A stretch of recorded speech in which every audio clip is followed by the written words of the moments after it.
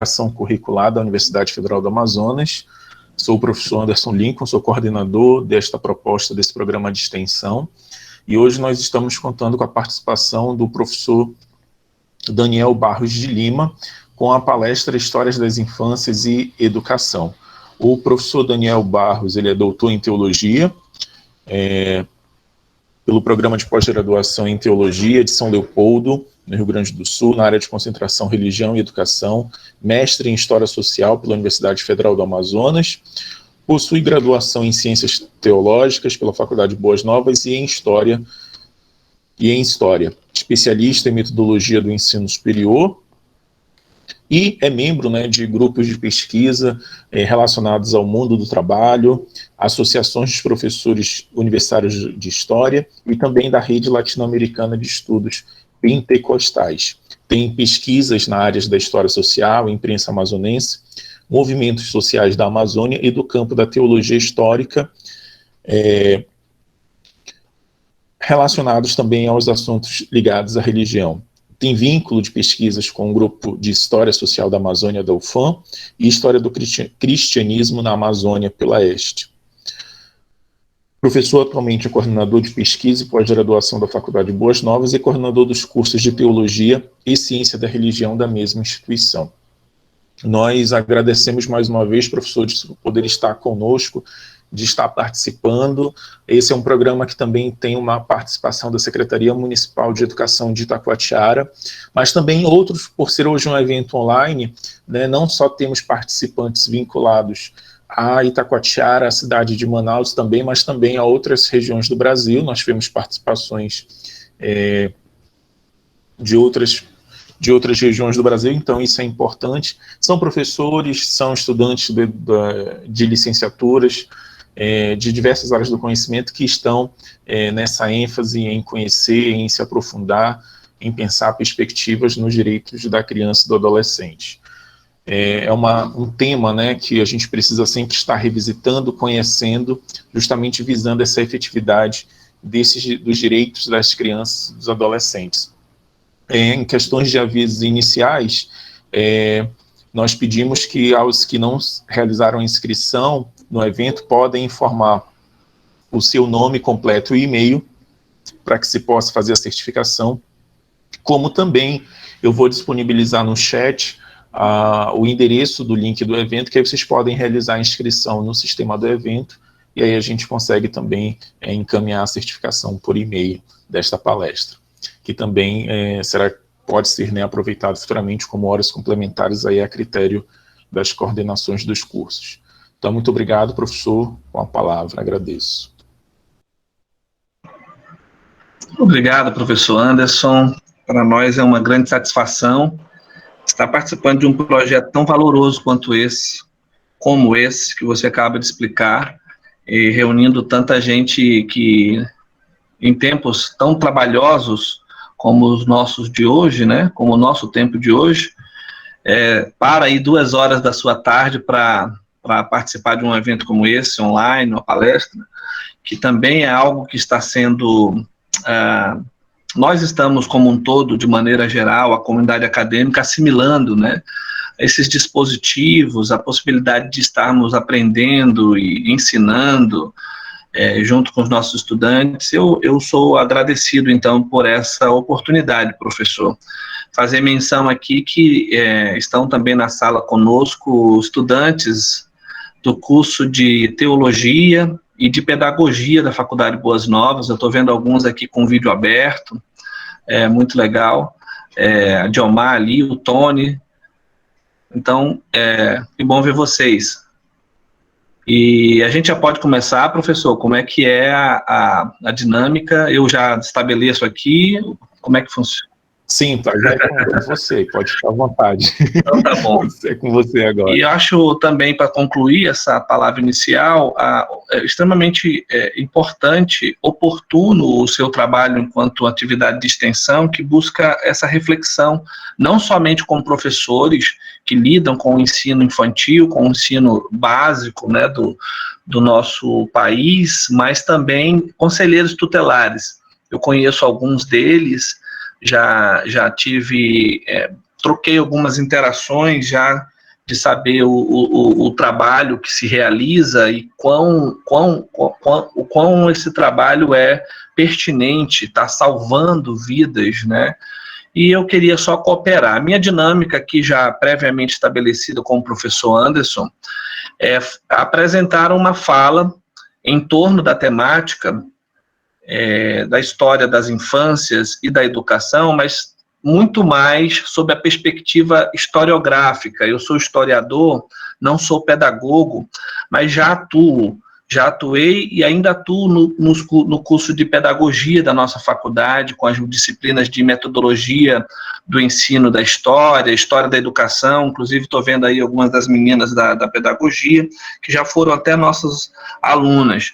Então eu resgatei algumas falas sobre esse aspecto da pedagogia, das séries iniciais, do ensino de história para essa faixa etária, e unir a palestra sob a perspectiva da abordagem historiográfica, a qual eu estou vinculado, né, a qual eu, inclusive, fiz pesquisa na área de História Social na Universidade Federal, pesquisando acerca do trabalho na Amazônia, mais especificamente acerca das representações do trabalho e do trabalho do seringueiro, que é aquele operário efetivamente moldador da nossa cultura social do trabalho, né? E no final eu vou até falar um pouco sobre esse trabalho, mas gostaria que, mesmo que haja um planejamento de depois da palestra, a gente ter um momento de interação, de trocas e diálogos, perguntas, né, mesmo, também você fique à vontade para abrir o microfone e até mesmo perguntar algo, comentar algo. Eu não gosto que a aula seja apenas fazer dessa palestra uma aula dialogada também, se assim vocês acharem oportuno. Fiquem à vontade. Então, eu vou começar aqui, professor Anderson, e demais amigos, amigas, a colocar aqui uma apresentação que eu preparei. Nossa palestra hoje no evento, denominada História das Infâncias e da Educação, que tem esse objetivo que eu acabei de dizer. Vou repetir: não sou pedagogo, né, não atuo com profundidade na área da pedagogia, do ensino infantil, mas tive a oportunidade de já trabalhar em escola de ensino fundamental e também de lecionar, trabalhar as temáticas propriamente do ensino e da aprendizagem, do ensino de história no curso de pedagogia. Então, a palestra ela vai ser dividida em duas partes, abordando um pouco sobre a história da infância, e até esse termo, né, das infâncias, no plural, o significado disso, e um pouco sobre o modo como a nossa abordagem historiográfica, da qual eu sou vinculado no campo da história, pode afetar essa compreensão desse assunto extremamente importante para o nosso tempo, para o século XXI, para os desafios que ainda teremos enquanto nação, Estado, cidade, cidadãos que têm responsabilidade com as nossas crianças, com a infância delas. Eu começo essa palestra pedindo a todos que reflitam nessa frase. Para ensinar história a João, é preciso entender de ensinar, de história e de João. Isso é um provérbio chinês. A reflexão, ela nos leva a pensar. Essa imagem que está do lado, ela é bem proposital, porque eu conto sempre uma história em sala de aula, e repito reiteradas vezes, esse garotinho é o João, que está pulando no igarapé, bem afeito à nossa região, né? Aquele pulo da criança que pula na água do igarapé raso e toma banho. E o João, ele é uma representação da criança. O João, ele é aquele menino que está dentro da sala aprendendo história. E o desafio do professor que lida com o conteúdo da história é conseguir a atenção do João de tal modo que seja tão divertido aprender história quanto é tomar banho de garapé. Então, mas a reflexão em si da frase, ela nos leva a pensar sobre o desafio, triplo desafio, né? Ensinar essa história, esse conteúdo, por assim dizer, e eu vou abordar um pouco isso, sobre o modo como a própria história ainda está embaçada pela herança cultural positivista que nós recebemos. Eu acredito que se eu abrisse aqui o microfone de todos vocês, certamente eu teria 90% de vocês, é provável que na infância não gostavam de história, porque era uma disciplina muito carregada de conteúdos, às vezes tinha que ter identificação com o professor, geralmente não se tinha. Além disso, também é aquela disciplina do decoreba, que a gente chama de sempre, né? E dessa forma, as lembranças não são tão boas. Mas eis o desafio. Hoje nós podemos analisar esse provérbio sobre a perspectiva tripla.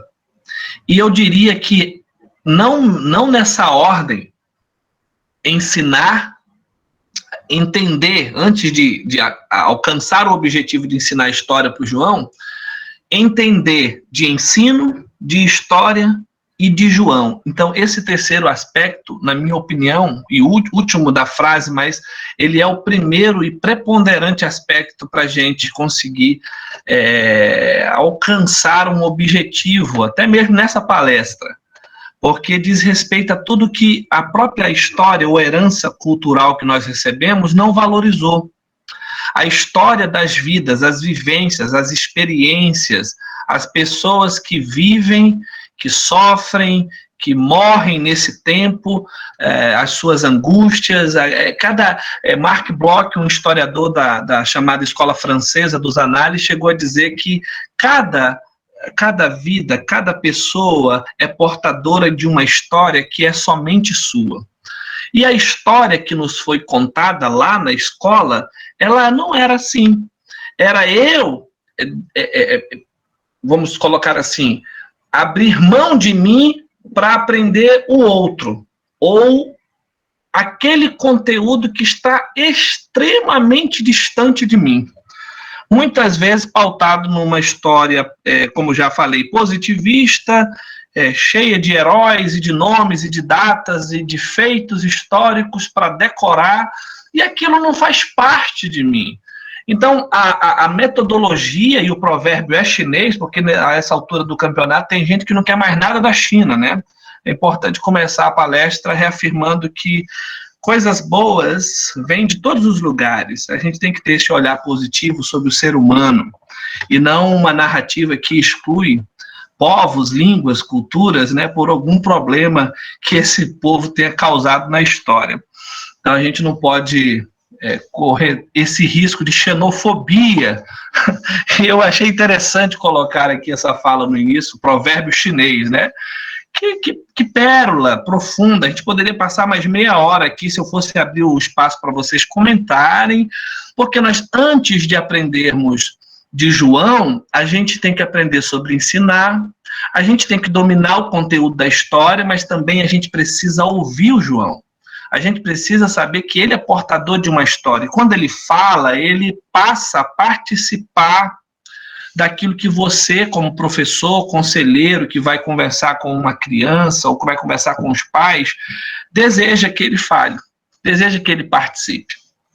Então, a vivência do João aqui é importante. Então, a história que eu sempre conto em sala de aula para os meus alunos é esta, que um dia o João estava matriculado numa escola e a professora preparou uma aula espetacular, uma palestra linda, carregada de exemplos e de desenhos, e ela desenhava e ela fazia na lousa e ela mostrava tudo, e aqueles olhinhos assim, né, quer dizer, as crianças observando aquele quadro, e de repente, no meio de uma explicação dela, de uma fala da professora, o João interrompe, porque a aula era de geografia, e ela estava desenhando rios na lousa. Ela desenhava rios e mostrava como é que funcionavam os rios, e ele interrompe e diz: professor, atrás da minha casa tem um igarapé.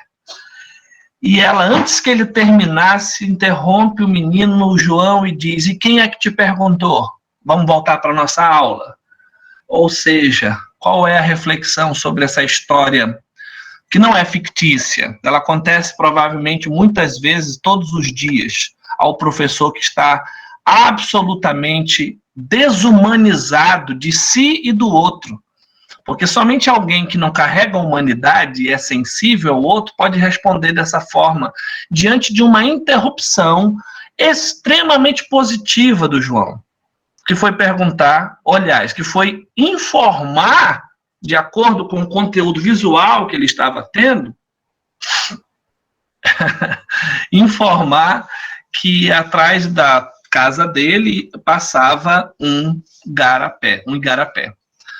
Qual seria a resposta mais razoável para o que a gente quer falar hoje à tarde aqui para uma professora que lida com o olhar infantil, com a própria perspicácia da criança, a capacidade de pensar rápido que elas possuem? Era, se possível, até dar o lugar dela para o João. Era chamar o João à frente. Que coisa linda, maravilhosa, João. Vem aqui na frente, conta essa história para nós. Como é que é esse igarapé? É raso, é fundo? A água é limpa? Como é que é poluída? As pessoas tomam banho, as pessoas bebem?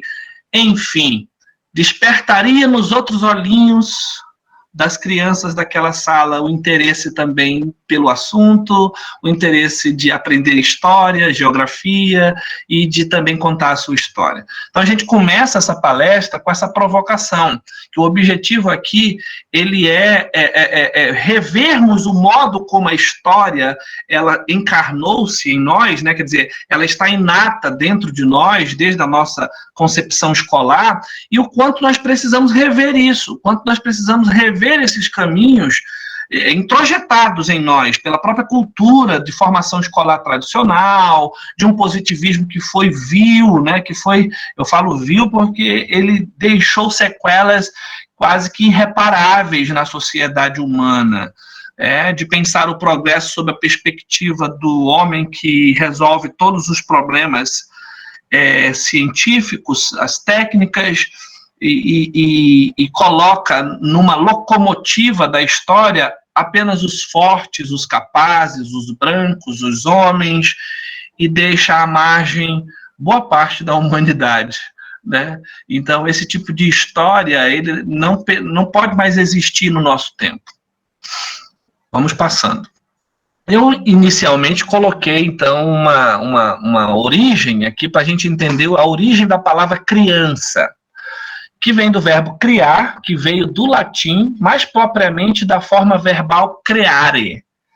O mesmo radical que derivam as palavras criação e criatividade. Uma raiz bastante pertinente, observe, que dialoga intimamente com o universo da infância. A criatividade, a criação, né?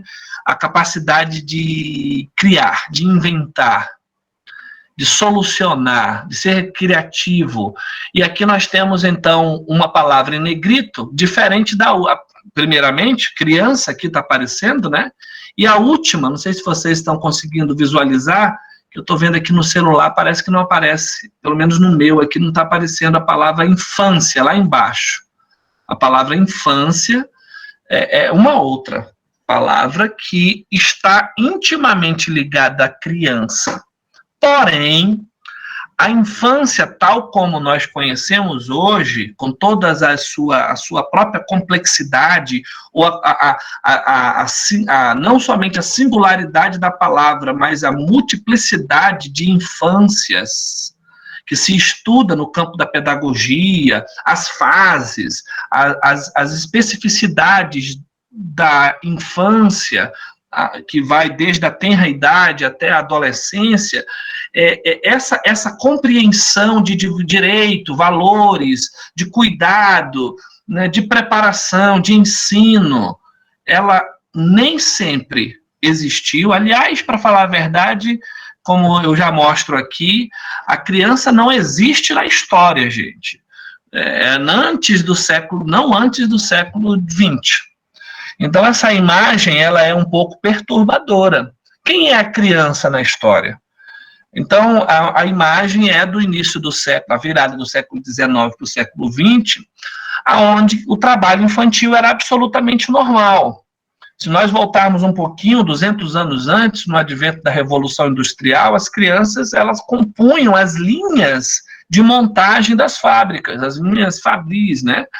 E a criança ela tinha uma pertinência para aquele mundo pré-capitalista, né? Quer dizer, é o proto-capitalismo que está se desenvolvendo com a substituição da manufatura para as máquinas, imprescindível. Então, era estarrecedor sob a nossa ótica de hoje saber o que era normal para eles à época, sem anacronismo, é que crianças e mulheres estivessem na linha de montagem de uma fábrica por quase 20 horas por dia. Muitas delas morrendo, perdendo as mãozinhas, perdendo os pés, tendo os olhos furados, etc. e tal, e morrendo muitas vezes de fome, de desnutrição, em ambientes insalubres, e a imagem ela nos desperta, porque não é medo do anacronismo, de eu julgar o meu tempo pelo outro, mas é que a estrutura das sociedades antigas lhes impunham a sua própria inexistência. Essa foi uma frase que eu bolei hoje, coloquei aqui no slide, é a questão estrutural, né?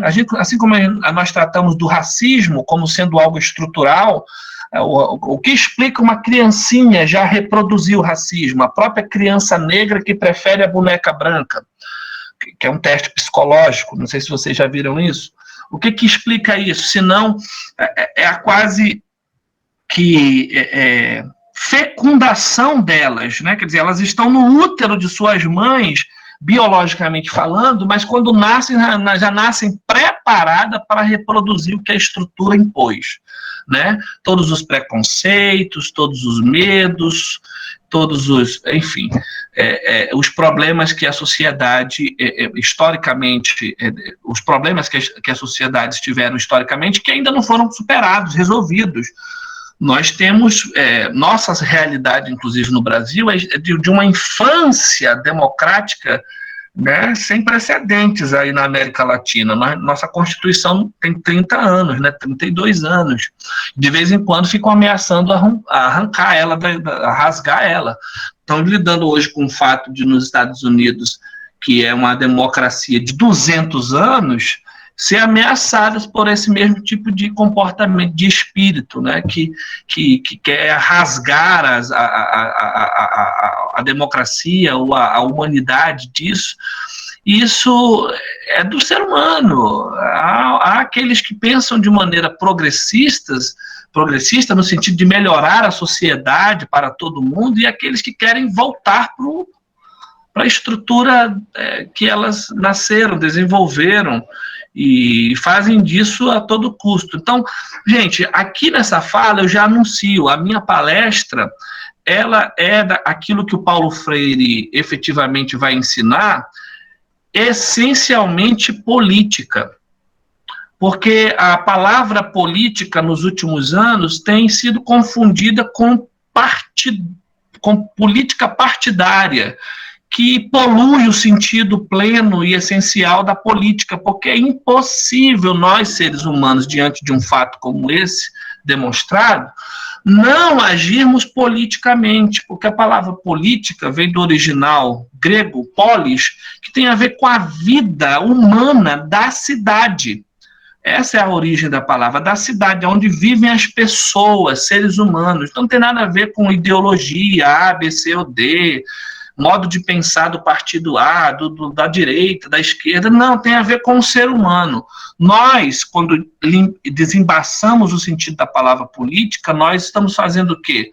Nós estamos sendo partidários do ser humano, e todo mundo é ser humano. Então acabam-se as divisões, acabam-se as separações, e a melhoria humana vence, né? Então a palestra, e o Paulo Freire explica isso efetivamente em sua obra, quando fala de que a sala de aula é um espaço essencialmente político, porque lá nós discutimos os problemas da sociedade, nós sabemos como os problemas ocorrem, como que os sistemas estão colocados, as instituições, nós discordamos uns dos outros, as ideias brigam, as pessoas não. Então, tirar isso da sala de aula é o fim da escola. Não pode acabar a política na sala de aula. O que é preocupante é fazer do espaço da sala de aula o espaço da militância partidária. Aí tudo bem. Então, acho que é importante, nesse início de palestra, dizer que o tema que nós estamos trabalhando é político. É porque eu só vou... Aqui na nossa sala devem existir... devem estar participando conselheiros tutelares. Eles não caíram de paraquedas nessa função. Eles entenderam o modus operandi, né, da sua função, elegeram-se, né, foram eleitos e agora cumprem uma missão que é essencialmente vital para o nosso tema. O resguardo, a proteção da criança em todos os seus direitos, a dignidade dela. Então, é um cargo político nesse sentido, não porque está subordinado ao governo que está governando o Estado, que é outra coisa. Não, isso é uma questão da vivência humana, da vida humana. Então, não importa se tem na sala 5 conselheiros tutelares que têm as suas opiniões partidárias respeitadas, mas a função deles é política, ultrapassando a ideologia política que eles possuem. Isso é muito complicado, é uma linha tênue, porque há uma grande confusão hoje, ainda mais no mundo e num país que polariza-se a cada dia, e existem atores, promotores dessa polarização, e eu falava para um amigo antes da palestra que o nosso dever como educador é desembaçar os olhos das pessoas mesmo, limpar os olhos delas, recuperar a essência. Então, hoje, pessoal, se a gente lê aqui nessa frase que as estruturas das sociedades antigas impunham a sua própria inexistência, quer dizer, a criança não existe antes da sociedade, a criança não existe na história em seu sentido pleno, ela não tem dignidade, ela não tem direitos resguardados, ela não é assistida nas suas questões fundamentais de alimentação, de vestuário, de saúde, de educação. É nesse sentido que elas estão à margem. Também é um ente, é um tipo social que foi marginalizado pelas estruturas das sociedades antigas. Hoje nós vamos agir politicamente e diretamente contra qualquer tipo de opressão às crianças, qualquer tipo de ação que fira o cerne daquilo que já foi alcançado em pleno século XX e XXI. Tudo bem até aí? Vamos lá. E aí eu tracei aqui também para a gente visualizar, eu separo criança de infância. Quer dizer, a criança antes da infância, a infância aqui que eu estou falando é esse sentido pleno de dignidade, né, que nós, seres humanos politizados, alcançamos na história. As mudanças, as transformações. Agora, elas podem ter vindo por meio de partidos políticos. É uma maneira de se expressar politicamente, mas não a única e absoluta, isso é verdade. Eu não estou aqui querendo pregar um discurso contra qualquer partido político, não existe isso. Nós somos seres políticos que vamos nos desenvolver de diversas maneiras. Vamos agir de diversas maneiras, inclusive por meio... Não é errado. Uma vez uma aluna da pedagogia interrompeu a aula, professor, então, mas a gente pode ser militante de algum partido? Pode, é uma maneira de você expressar a sua opinião política. Mas ela é única, absoluta? Não. Nós precisamos ver os meios e os vínculos possíveis de ação que não estejam necessariamente no universo profissional do partido político. E é essa que é a questão aqui, porque eu vou chegar nesse assunto daqui a pouquinho, vai ficar melhor compreensível.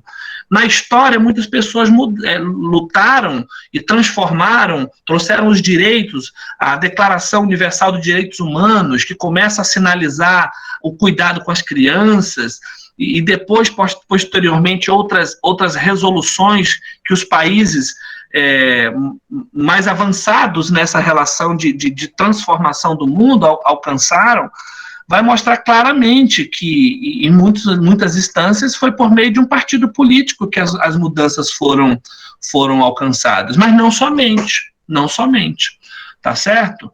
E aí eu separei o sentido. Abaixo as concepções acerca da criança antes da existência da sua infância. Quer dizer, a criança, é claro que ela existe. Todos os seres humanos que são adultos foram um dia criança, ninguém nasceu grande, é óbvio. Mas daí até a existência da sua infância é um processo de séculos, né? E eu trouxe isso aqui rapidamente para pautar. Pegando no meio da Idade Média, século XII ali, a criança era tratada como um adulto em miniatura. Então, nessa época, não existe noção nenhuma de cuidado daquilo que nós acabamos de dizer. Para vocês terem uma ideia, a própria pedofilia, que hoje é um crime horrendo, é um crime insuportável só de ouvir, falar e imaginar, era absolutamente normal nessas sociedades. E olha que eram sociedades cristãs, viu? Quer dizer, olha o modo como a cultura de um tempo se desenvolveu. No século XVI, no advento da modernidade, começou-se, então, a valorizar o aspecto da saúde da criança, com o advento da revolução científica, da revolução da medicina, né, do avanço dessa própria técnica ou da medicina que é redescoberta a partir do século XIX, do século XVI, a criança passa a ser contemplada. No século XVII, onde as famílias elas vão ter um destaque por conta da própria formação aristocrática das nações, a criança está muito bem representada no ambiente da família, da proteção familiar. E aí depois, no século XVIII, a criança ela começa a possuir a dimensão infantil, que lida com muitas maneiras de enxergá-la. Por isso eu coloquei entre aspas. Aqui é o sentido mais interessante de falar em variadas maneiras de entender a infância, ou as infâncias nesse período em que a criança, no século XVIII, Revolução Industrial, você vai ver crianças aí que vão ser criadas pela própria ama, né, a ama de leite, vamos colocar assim, desprovidas do contato materno, crianças que vão trabalhar na fábrica, até chegarmos no início do século XX, que a gente vai começar a entender, pelo advento da ciência, pelo advento dos próprios direitos humanos que vão passar a existir e exigir isso das nações, a criança começa a ser, então, articulada com a proteção e com seus direitos. Aí nós temos o resguardado os direitos da criança a possuir a sua infância normal, né? Vamos colocar esse normal aqui como sem tudo aquilo que manchava no passado a sua maneira de ser. Aí eu vou começar a segunda parte dessa palestra. Quais seriam, então, se eu pudesse melhorar essa temática aqui, uma questão de abordagem, onde eu tenho aí como subtítulo o positivismo, o que eu vou passar a mostrar agora? Algumas questões próprias do campo da história que afetam não somente, tá? Você vai ver aqui, você vai poder visualizar. A experiência humana ela é muito complexa. Quisera, né, a experiência humana fosse reduzida aos problemas da criança ou da infância. Mas a condição humana carrega consigo uma complexidade muito grande. E é por isso que muitas vezes os nossos saberes ditos absolutos não dão conta de explicar outras coisas que com o tempo vão surgindo, as nossas certezas. O próprio Raul Seixas cantava na música, né, que ele preferia ser uma metamorfose ambulante do que ter aquela mesma opinião formada sobre tudo, né? Mas tudo bem, tem gente que não gosta do Raul Seixas, da poesia dele, mas o Heráclito dizia que nós não podemos nos banhar duas vezes no mesmo rio. Eu acho que construir absolutos num tempo como o nosso, eu estou falando aqui do ponto de vista da história, da condição humana, dos dilemas que a condição humana carrega, é um pouco preocupante. A gente precisa ter alguns nortes, né, alguns pressupostos, mas a gente precisa entender que essa coisa que eu vou mostrar, esses tópicos que eu vou mostrar agora para vocês, eles dizem respeito a uma maneira de ver a história, que ainda está, até hoje, enraizada na nossa maneira de ver o mundo. Quer dizer, o que a gente aprendeu lá na infância não foi um positivismo aleatório que sem querer nos tocou. Não, ele teve um efeito. Aliás, ele tinha um propósito na época, uma função na época, e hoje, quando nos tornamos adultos, com mais de 20, 30, 40 anos de idade, nós acabamos reproduzindo a maneira que o que nós herdamos culturalmente do nosso contexto. Daí o sentido que os iluministas falavam, né? Que o homem é o produto do meio. Mas a nossa percepção das verdades que nós assimilamos, elas precisam estar sendo revistas. A gente precisa estar dando uma olhada naquilo que a gente pensa como, aqui no caso, a condição da criança, mas a partir de agora, a minha fala vai abranger um todo da condição humana, que perpassa, que toca também a questão infantil. Então vamos lá. O grande problema da virada do século XIX para o século XX foi que, embora algumas mudanças estivessem acontecendo, como no caso do Leandro Carnal acabou de dizer, a infância propriamente, nós chegamos a entender uma infância plena a partir do século XX, resguardada seus direitos, sua dignidade enquanto existência, que antes era ignorada. O grande problema que o século XIX, a virada do século XIX para o século XX trouxe, é a questão do avanço, do suposto avanço científico, das técnicas científicas que vão afetar as ciências humanas. Então, o modo como muitos representantes de Estado, representantes da Igreja, as instituições mais poderosas da Terra, vamos colocar assim, vão ver o mundo, está muito pautada em absolutos, está muito pautada em organização social, em contratos sociais rígidos, sólidos demais. Aí a palavra melhor que eu podia achar é essa, pronto, sólidos. Algo muito enrijecido. Hoje nós vivemos um tempo que a gente chama de modernidade líquida. Aquilo que nós pensávamos enquanto solidez, como verdades absolutas e postas, agora está em xeque por um mundo líquido que corre rapidamente, em que os nossos filhos dominam as coisas e os pontos de vista outros, que nós, na idade deles, jamais dávamos conta de empreender. Hoje eles estão com seus polos, a sua percepção dilatada para o mundo, né? Quer dizer, os seus sentidos, essa é a palavra. Por quê? Porque o mundo é líquido. Aquilo que é colocado como sólido e rígido se desfaz facilmente pelas próprias relações humanas, agora absolutamente afetadas por um mundo globalizado, que a gente já nem fala mais globalizado, por um mundo que é pós-moderno, vamos colocar assim. Então, aqui o que eu vou mostrar para vocês nessa parte é uma solidez, é um mundo sólido que afetava a escola, afetava as sociedades, afetava o modo de interpretar a história. Você já imaginou pensar a história como se ela fosse, meus alunos aí que estão na sala sabem disso, eu já falei várias vezes, como se fosse uma prateleira onde a gente organiza nos espaços os fatos históricos preenchidos e acabados? Será que a história é isso? Será que a história é a narrativa linear do passado, presente e futuro? Porque tem gente que, com base no passado e no presente, já prevê até o futuro, né? Ele desenha a história do futuro. Acredite nisso. O seu dogmatismo é tão fechado que ele já vê o futuro pronto.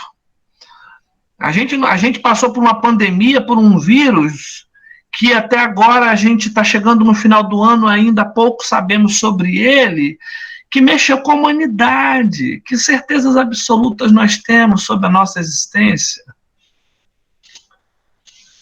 Imagine se uma coisa 10 vezes pior acontecer, como nos filmes de ficção. Como é que nós vamos enfrentar os problemas? Então, gente, essa minha palavrinha ela é só para introduzir a questão da abordagem da história, que afeta, sim, o modo como nós tratamos os nossos filhos, as crianças, o modo como nós enxergamos ela, porque nós somos de outra geração. E é isso que eu vou trabalhar aqui. Os propósitos da escola tradicional. Em tópicos, tá? Não vou me deter muito tempo, porque eu quero ter um tempo ainda de diálogo com vocês. Os propósitos da escola tradicional, sólida, daquele mundo sólido, era aquisição cumulativa de informações, ordenação mecânica de fatos em causas e consequências, né? É como se fosse aqui tudo explicado por binariamente, né? Ou seja, num binário aqui, 2 fiozinhos.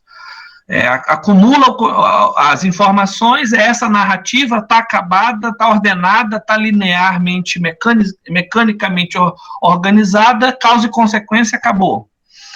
Cronologia linear, eurocêntrica, que é pior para nós que estamos aqui nos trópicos, aqui na linha do Equador, mais próximo do Sol, como eu falava ontem para minha filha, nós estamos aqui na linha do Equador, por isso que aqui também é mais quente do que lá em Nova York, por exemplo, do que mais embaixo em Buenos Aires, e lá na Europa que se produziu o modo de ser, uma ontologia das sociedades, o modo de ser absoluto de como o mundo tem que ser. E se a civilização ocidental parte da europeia branca, feita, organizada por instituições fortes, como as monarquias poderosas da Europa, como a igreja poderosa na Europa, homens brancos que vão assimilar o que é o mundo, toda a nossa concepção é afetada por esse modo de ser. E a gente toma ele como absoluto. Nós não tivemos tempo de ver quem somos enquanto tal. Nossa geografia, nossa história, nosso espaço, nossa língua original, nossos hábitos culturais próprios. Na verdade, nós, por causa desse eurocentrismo, passamos até a ter vergonha dos nossos traços, das nossas características peculiares. Achamos mais bonito, muitas vezes, um branco dos olhos azuis, lá do sul do país, falar, um carioca ou um paulista, do que um interiorano do estado do Amazonas. Mas por quê? Porque a nossa maneira de ver o mundo foi afetada poderosamente por esse eurocentrismo que nos colonizou. Ele nos colonizou, ele nos fez ser quem somos. Então, nós estamos num processo de educação que é muito recente por conta da nossa Constituição mais livre, de desintoxicar a maneira de ser que nós herdamos dos nossos antepassados e até mesmo professores que reproduziram isso.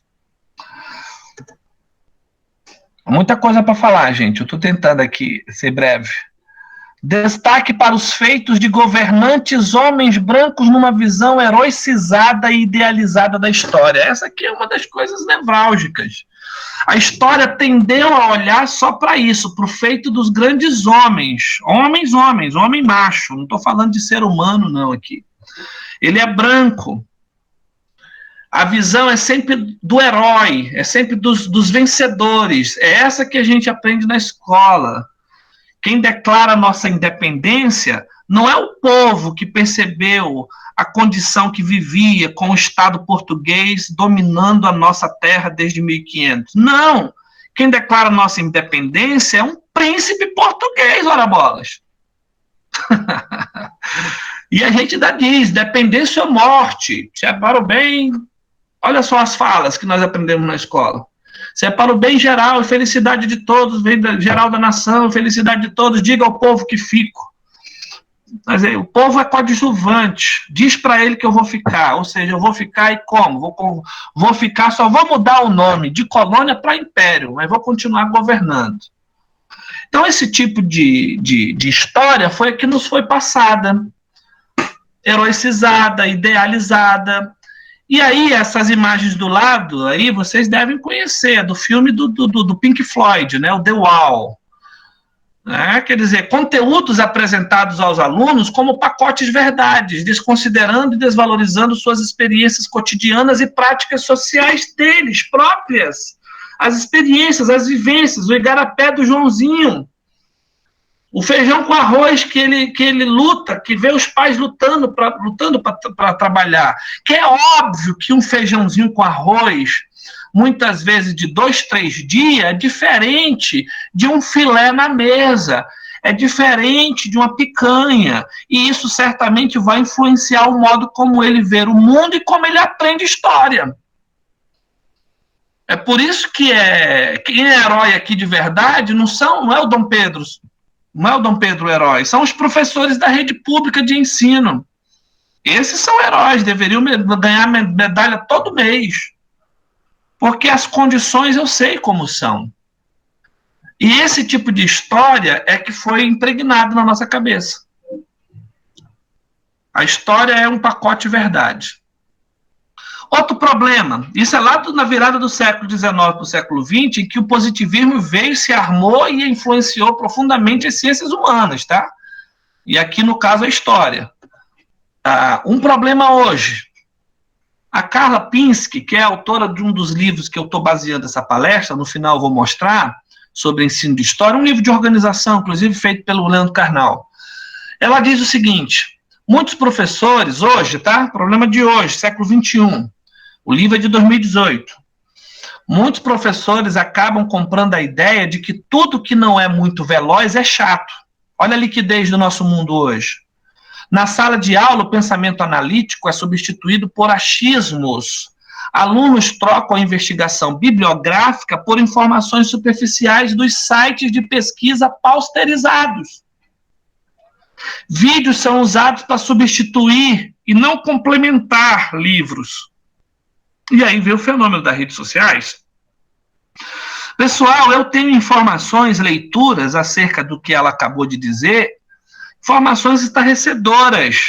70% dos links e vídeos que você recebe no seu celular são fakes. São recheados de informações misturadas, com supostas verdades, com informações de pessoas que até existem, mas que as notícias não condizem. E esse tipo de educação que as nossas crianças, os nossos adolescentes estão sendo mergulhados aí, né? Quer dizer, e nós, professores, precisamos alcançar a relação do antigo com o novo, do ponto de vista tecnológico, mas também do ponto de vista da leitura. Uma outra pesquisa num texto que a gente trabalha em sala, chamado Por que os alunos não aprendem história? Ela diz o seguinte, que numa pesquisa que a Unesco fez com 41 países, o Brasil ficou em 37º. 41 países da América Latina, envolvendo outros países da África, da Ásia, que coloca o país em 37º no nível de leitura. Nossas crianças, os nossos adolescentes leem pouco ou quase nada. Tem pessoas que às vezes pegam um texto no próprio WhatsApp, ele tem preguiça de ler, porque ele quer ver o vídeo de 1 minuto, ele quer ver a imagem, como é que chama? É a imagem mesmo, né? Com letras garrafais. E se for da opinião que ele concorda, melhor ainda, porque ele vai passar para um monte de gente. E esse é o desafio que nós temos, de linkar o que a tecnologia pode nos dar com a possibilidade de ter alguma profundidade, algum aprofundamento nos conteúdos, para fazer os alunos gostarem de unir o saber líquido que eles possuem da tecnologia à profundidade da leitura. E isso é muito importante. Você viu que agora há pouco eu passei um vídeo, né? Quer dizer, o vídeo tem 2 minutos e meio, ele é complementar à minha fala. Eu não passei um vídeo de 1h30 esperando vocês assistirem para depois eu complementar com alguma informação. E às vezes é o que é feito por aí. Então a fala dela é provocadora nesse sentido, que nos leva a pensar. E eu coloquei uma outra imagem que também nos assusta, que é essa aqui, ó. Olha lá, ela vai devagarzinho, olha lá, olha lá. Olha só o que vai acontecer aí. Informação. As bandeiras das redes sociais, onde as pessoas estão zumbizadas, né? Elas estão ali, muitas vezes, só, algumas até adoecendo da vista, crianças, inclusive, adoecendo da vista, porque não são orientadas, porque o pai não consegue também largar o dele, não consegue ficar numa rede, embalando, batendo um papo, perguntando da vida. As crianças não estão mais correndo no gramado, na areia, na chuva, como era antigamente, elas estão ficando encurvadas por causa do celular, e tudo que está lá é só a ponta do iceberg, porque aquilo ali não vai trazer mudança para a vida delas em hipótese alguma. Porque o que está embaixo vocês conseguem ver. Os livros aí representam o conhecimento profundo das coisas. E aí, gente, então se tem um problema aí de abordagem, herança do positivismo, nós apresentamos o que na história nós chamamos de nova história. Pelos paradigmas historiográficos contemporâneos do século XX, do marxismo e da escola dos análises. Duas escolas existiram, o marxismo mais no século XIX, final do século XIX, mas a escola cultural francesa de 1929, 1930, são paradigmas que vão questionar esse suposto domínio, esse evidente domínio do positivismo no campo da história.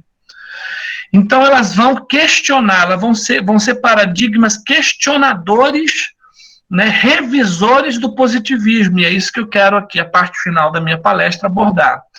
O marxismo, e aí nós estamos, rapaz, se eu pudesse até abrir aqui, porque aqui se eu pudesse escrever marxismo, teria um sentido. Se eu escrevesse marxismos, assim como tinha infâncias, porque hoje, boa parte do que as pessoas estão aí praticamente envenenadas pelas suas verdades absolutas, parte da ignorância que elas possuem com o próprio marxismo. O que é o marxismo científico? O que é o marxismo político, que é esse que as pessoas pautam-se muitas vezes para criar as fake news, gente que fica disseminando mentiras, pautadas num comunismo que existiu há 50, 60 anos, que não tem mais espaço, um autoritarismo que matava crianças e mulheres e crentes, né, das religiões. Quer dizer, esse tipo de desinformação, o sujeito não consegue parar uma meia hora para ler algumas páginas do próprio Karl Marx. E aí, às vezes, eu falo para o meu aluno, então, se você está com marxofobia, eu não sei nem se existe isso, né? Apresente um outro tipo de construto que dê conta para assimilar o problema do positivismo. Não tem, gente. Não tem. E aí a gente começa a pegar e fazer o efeito reverso do positivismo, que é fechar as verdades absolutas, não questioná-las, não criticá-las. E o marxismo é o primeiro construto ideológico que vai questionar o positivismo, porque haverá uma renovação historiográfica que vai começar a contemplar em suas abordagens, como diz a Maria Lúcia Aranha, a mulher, o pobre, a criança, né? As pessoas que, sob o olhar da classe dominante, não existem. Essas pessoas vão começar a receber educação. Sob o olhar da classe dominante, é importante que elas não recebam educação plena. É importante que elas recebam uma educação rasa, para que elas possam continuar na sua ignorância e na sua pobreza. E aí esse método, ele questiona o positivismo que está na mão dos ricos e poderosos que governam o mundo.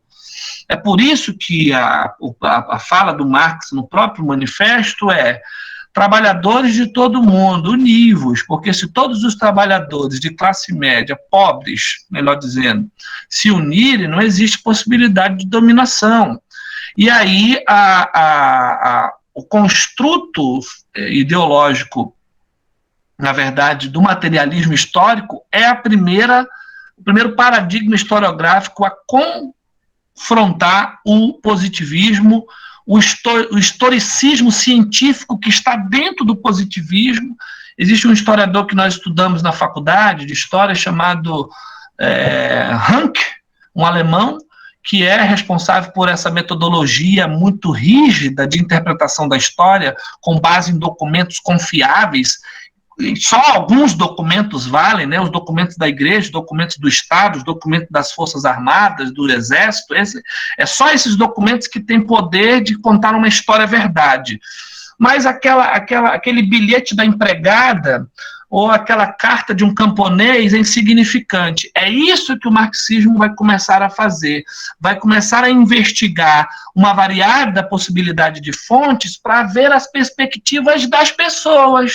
Lembra que no início da aula, da palestra, eu falei sobre a criança, o João, que vai ter o seu próprio olhar significado, ressignificado? Essa é a proposta do marxismo científico aqui, propriamente escrito por Karl Marx, não pelos marxistas ortodoxos, mas por uma investigação cultural das pessoas que estão vivendo na vida, as pessoas que existem. Todo tipo de gente é gente, ninguém pode ser excluído da história, todo mundo tem uma história a contar, só que quando se investiga essa história, quando traz da margem, porque são marginais, para o núcleo da vida essas histórias, ela enfraquece a classe dominante, ela enfraquece quem sempre esteve no poder, os reis, o poder da igreja, da religião, das forças armadas, e isso desequilibra. Esse é o grande problema. Como equacionar a condição ou as descobertas próprias desses grupos de tal modo que essas instituições sejam respeitadas, porque elas de igual modo são instituições estabelecidas, elas não podem deixar de existir, o Estado não pode deixar de existir, a igreja não pode deixar de existir, a religião não pode deixar de existir, as forças armadas não podem deixar de existir, os reis, os heróis, todo mundo existe. A questão é que tem que vir para o jogo da vida as pessoas que estão excluídas da vida, as pessoas que foram relegadas à inexistência, tal como as crianças foram. E aí esse aqui que eu tentei traduzir em alguns minutos é a proposta de uma revisão historiográfica que acesse outras fontes diferentes daquelas oficiais do historicismo que o positivismo estava pautado. A outra escola é a escola dos análises, que trabalha com a interdisciplinaridade de fontes. Aqui é algo inovador na escola cultural francesa, que além das fontes próprias do campo da história, vai começar a trazer a fonte da psicologia, da antropologia, da sociologia, entendeu? Todas as logias possíveis desse ambiente de ciências humanas, ou não somente, para dialogar com novas fontes e trazer olhares diferenciados sobre a condição humana. Ela é essencialmente de ordem cultural, por isso que há a chamada ordem cultural. Eu só não falei aqui antes, porque no marxismo há uma renovação depois dos crimes cometidos pelo marxismo político, que vai influenciar a Segunda Guerra Mundial, aquela coisa toda, o Stalin, né? Haverá uma derrocada dos marxistas europeus ortodoxos diante dos crimes cometidos contra a humanidade. Ora, se a proposta original era ressignificar a vida das pessoas, como é que vocês estão matando? E aí há toda uma nova esquerda construída da escola social inglesa. Por isso que eu coloquei em vermelho aí, história social, para representar a Inglaterra. O Eric Hobsbawm, o Edward Thompson. Já na francesa, nós temos outros autores, como Jacques Le Goff, Peter Burke, que vão atuar mais na dimensão cultural, menos social. O social aqui está intrinsecamente relacionado com a política, o cultural nem tanto. É de investigação cultural, mas que não vai se ater à transformação das sociedades, como a proposta do marxismo é. Nesse sentido que há uma diferença. O Edward Thompson tem uma frase que eu gosto muito, eu pesquisei sobre ele na minha pesquisa no mestrado, para entender a condição dos seringueiros da Amazônia, e ele questiona justamente esse modo de narrar a história. Vejam só, A história não pode ser comparada a um túnel por onde um trem expresso corre até levar sua carga de passageiros em direção a planícies ensolaradas. Ou então, caso seja, gerações após gerações de passageiros, olha só a condição, se isso for verdade, nascem, vivem na escuridão, e enquanto o trem ainda está no interior do túnel, aí também morrem. Qual é a nossa função enquanto historiador?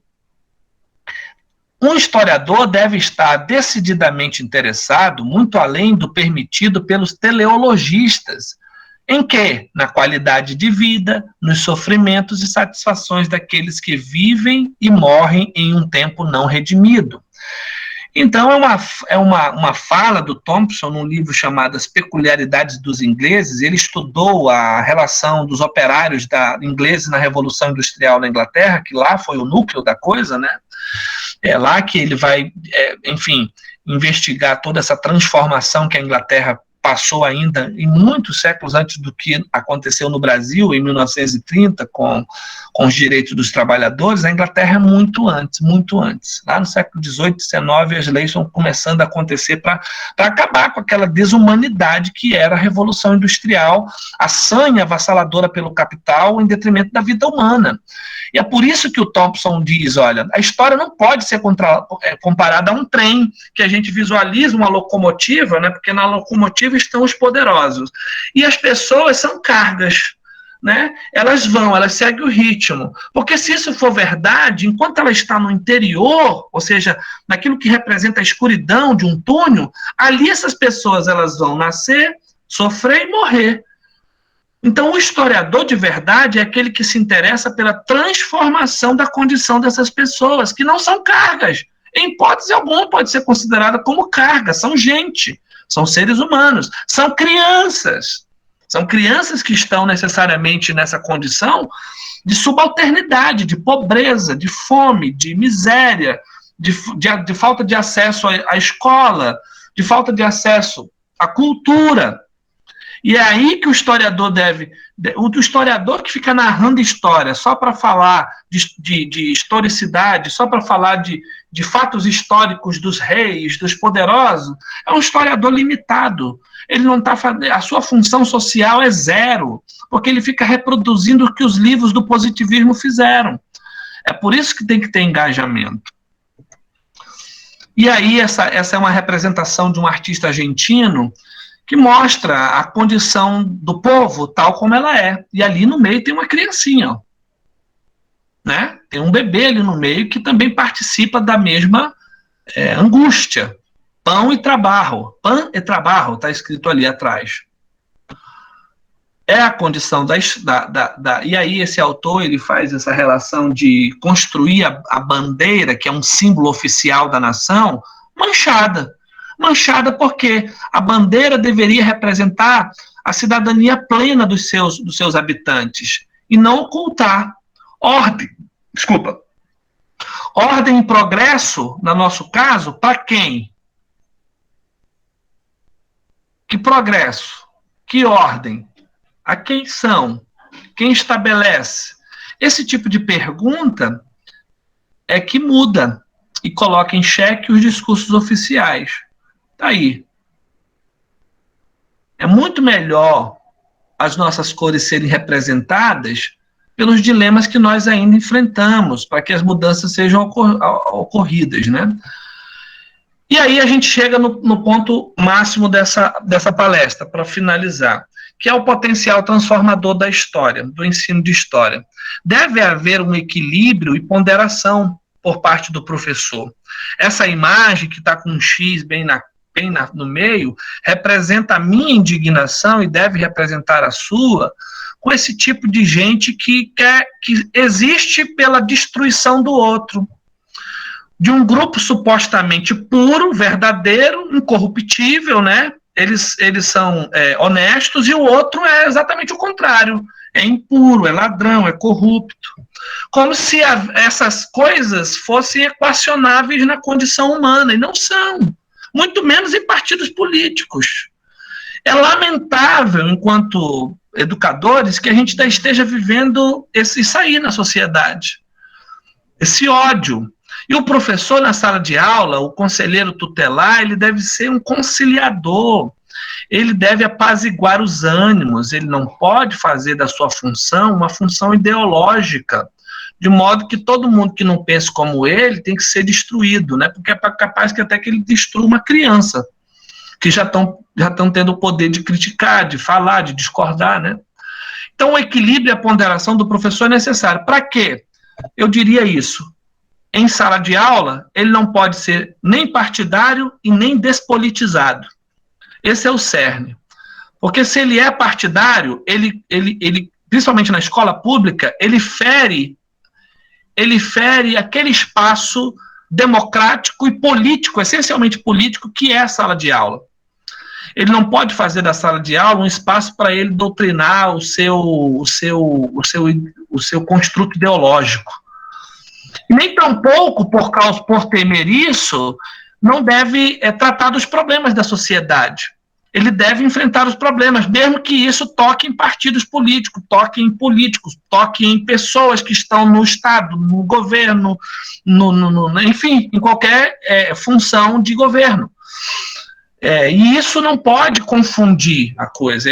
Quando ele faz a crítica, é lamentável que alguns de nós educadores nos tornemos acríticos. É lamentável e inadmissível que nós percamos da nossa cidadania esse fator da crítica política que deve existir, seja qual governo estiver governando, na esfera municipal, estadual e federal. A crítica nos faz ser cidadãos, não nos faz ser robôs, né, cegos a qualquer tipo de crítica. Essa acriticidade é terrível. E o espaço da sala de aula, a gente precisa fazer exatamente o contrário, tornar as nossas crianças críticas, valorizar a pergunta que ela faz, a discordância que ela faz. Esse é o correto. O conhecimento histórico por si só já é transformador. Ele tem o poder de transformar. Aqui nessa tela, quando eu falo nem despolitizado, significa que há muitas maneiras também, como eu falei no início da palestra, da gente agir politicamente, né? Transformar as condições ao nosso redor politicamente falando. E politicamente falando não quer dizer ligado ou filiado ou militante de algum partido. Quer dizer que eu coloco nas minhas mãos a chave para mudar as situações que eu preciso mudar. Eu posso gerir projetos. Olha, esse projeto, professor Anderson, que você está desenvolvendo, é um projeto político. Mas até agora eu não vi você levantar, eu não vi aí atrás nenhuma bandeira de um partido, eu não vi você falando que agora é isso, agora vai o racha. Não. Você está silenciosamente, inclusive, discretamente, desenvolvendo um projeto de extensão que afeta as pessoas. Tá me ouvindo aí, Anderson?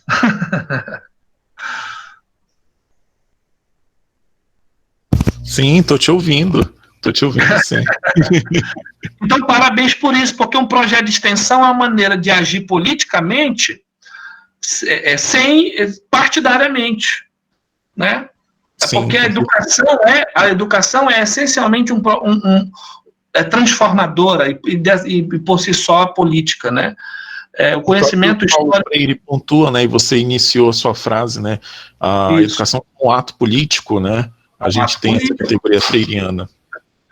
E lá na Grécia Antiga, o Aristóteles chegou a dizer: o homem é um animal político.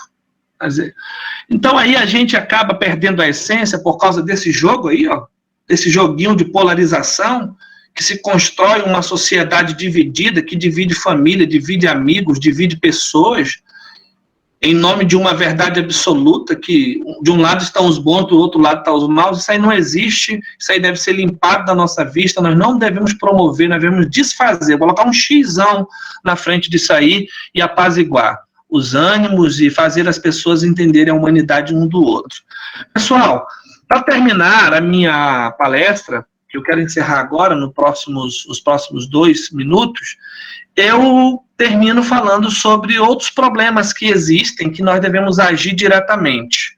A função do professor e do conselheiro.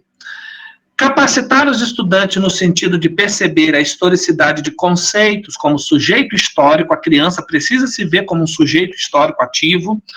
Parece redundância, né? ela precisa entender o que é democracia. A democracia norte-americana só é forte porque há 200 anos as crianças vão para o Capitólio aprender sobre liberdade de expressão, sobre a capacidade de criticar o outro e respeitar quem discorda de você. É por isso que há 200 anos eles são fortes. A nossa tem 30 anos e a gente de vez em quando quer matar o outro que não concorda com a gente. As crianças precisam ser livres desse ambiente. Está errado. Ensinar a cidadania, ensinar a beleza, práticas como manifestação de religiosidade, afetividade, sexualidade, ideias como inferioridade racial, cultural e moral. Os estudantes precisam, as crianças precisam perceber essas diferenças da nossa sociedade. Fazer com que os alunos não só reconheçam preconceitos, mas compreendam o seu desenvolvimento e mecanismo de atuação, para poder criticá-los com base em argumentos mais sólidos. Demonstrar com clareza certos usos e abusos. Esse item aqui, pessoal, está acontecendo demais nos últimos anos. Nos últimos 10 anos é o que eu mais vi nos grupos políticos atualmente, é isso aqui, ó. Demonstrar com clareza. Nós devemos ser promotores, então, de um esclarecimento, de mostrar os usos e os abusos da história. Por quem, professor? Perpetrados por grupos políticos, nações e facções. Adversários de um Estado nacional são frequentemente apresentados nos manuais escolares como inimigos da pátria. Lá no positivismo escolar do nosso livro, as revoltas lá dos canudos, a da cabanagem, vai ver como é que esse pessoal é retratado. Vai ver, cabanagem, que é mais aqui perto do Amazonas, é todo mundo que era inimigo da ordem, é o inimigo do Estado brasileiro. Eu não sei se vocês ouvem esse tipo de discurso por aí. Isso é perigoso demais. Quem questiona é inimigo da pátria? É isso? Quem quer uma condição melhor? Negros que eram sujeitos à violência terrível nos engenhos de açúcar. Esse pessoal, então, é inimigo da pátria? As pessoas que eu acessava jornal na minha pesquisa de 1912, negros sendo vendidos na porta de lojas ali na Henrique Martins. Está certo isso? Escravidão infantil hoje, está certo isso? Quem vai lá desbaratar não só a escravidão infantil, mas a escravidão humana, está fazendo algo contra a pátria, porque os caras são donos de fazendas enormes, são proprietários de muita riqueza? Não, isso é conversa fiada. Então, lá nos livros de história, são pintados assim, como revolucionários, como traidores, como minorias, como gente não patriota, e assim por diante. Nós precisamos esclarecer isso, que não é verdade. Os feriados que a gente tem, dia 20 de novembro agora, Consciência Negra. Quem foi esse pessoal? Quem é esse pessoal que por 400 anos foi escravo no Brasil? Será que eram adversários do Estado português, do Estado nacional? Agora eles têm feriado, né? Compreender acontecimentos históricos, relações de poder e processos e mecanismos de transformação e manutenção. Por que eu grifei as duas palavras? Porque diante de uma palestra como essa, a gente acirra dentro de cada um de nós a descoberta, e eu não tenho poder para descobrir isso, mas cada um sabe a que coopera. Ou você coopera para transformar e melhorar a sociedade, ou você, na verdade, é um agente de manutenção das estruturas sociais, políticas, econômicas e culturais do seu tempo. Então, cada um age exatamente nessa direção. O ensino da história tem essa capacidade de fazer as pessoas compreenderem como é a história e depois trabalharem pela manutenção do que é. Mas outros vão entender que precisam transformar sempre, melhorar sempre a sociedade. Se posicionar e intervir no mundo contemporâneo. Essa fala da BNCC, da Base Nacional Comum Curricular, da página 393. Não é de nenhum manual partidário, não, tá? Então, é da Base Nacional Curricular, Comum Curricular, que rege as competências, por assim dizer, do campo da história no ensino fundamental. A célebre tese do Karl Marx, conhecida tese, diz: até agora os filósofos, né, que aqueles que se preocupavam muito com as ideias, se preocuparam em interpretar o mundo de várias formas. E o Marx anunciava que o seu construto ideológico, né, a sua narrativa de interpretação, filosofia da história, importava que agora precisava transformar o mundo. E é claro que do Karl Marx do marxismo original, fizeram muitos marxismos, que é isso que provoca muita confusão e ignorância. Mas a frase é espetacular. Os filósofos se preocuparam em interpretar o mundo, mas agora o que importa é transformá-lo, é melhorá-lo. E aqui eu termino com uma foto, pessoal, dos meus seringueiros, né? Desculpe esse pronome meus aí. E você vê que ali no meio dos seringueiros tem crianças.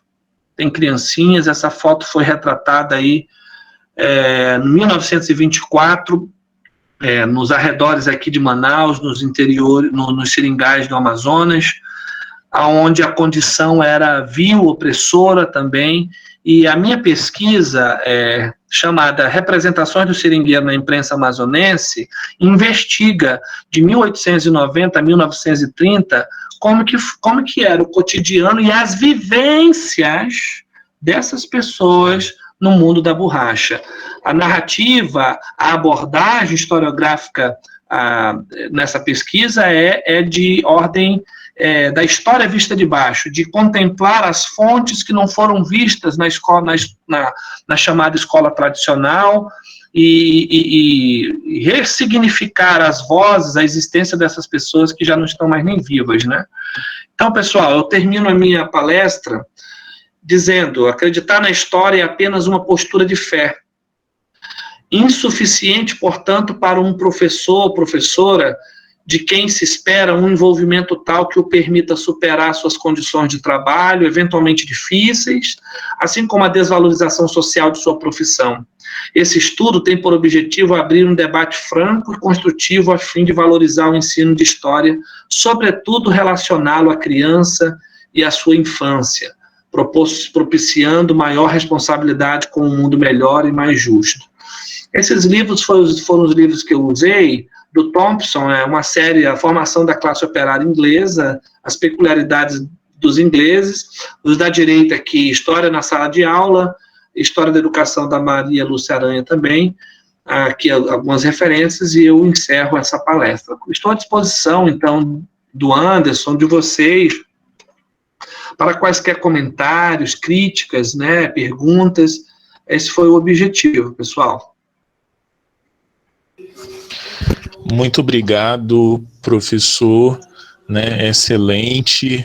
Agradecer mesmo realmente assim as perspectivas, as formas da qual nós podemos interpretar, né, eu digo, os textos, os nossos teóricos, essa produção toda que foi desenvolvida, e um olhar crítico, né?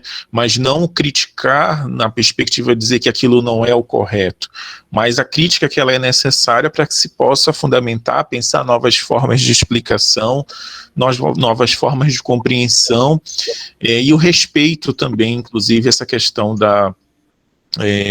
dos direitos, da dignidade, enfim, né, diversas representações foram colocadas, né, na sua palestra, diversos teóricos também, que nos promovem esse exercício, né, de refletir, de problematizar, também, né, de desnaturalizar algumas práticas, como foi pontuado agora nesse próximo feriado que nós vamos ter, né? Então, o que de fato isso consegue ser representado e o que isso quer nos dizer?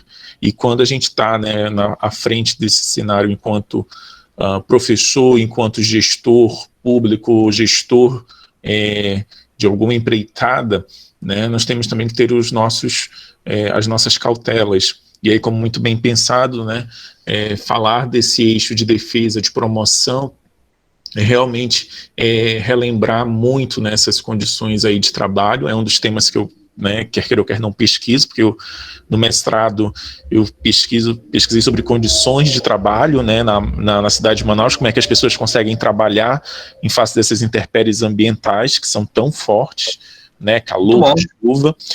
E aqui, né, nessa perspectiva da palestra, que é justamente História das Infâncias, a perspectiva é justamente da pluralidade pelos seus atravessamentos, questões históricas, econômicas, culturais, políticas, né, que nós encontramos no nosso cotidiano do ambiente escolar. Bem, eu vou deixar, né, para que os outros colegas, outros professores, alunos possam também se manifestar e liberar o microfone, né.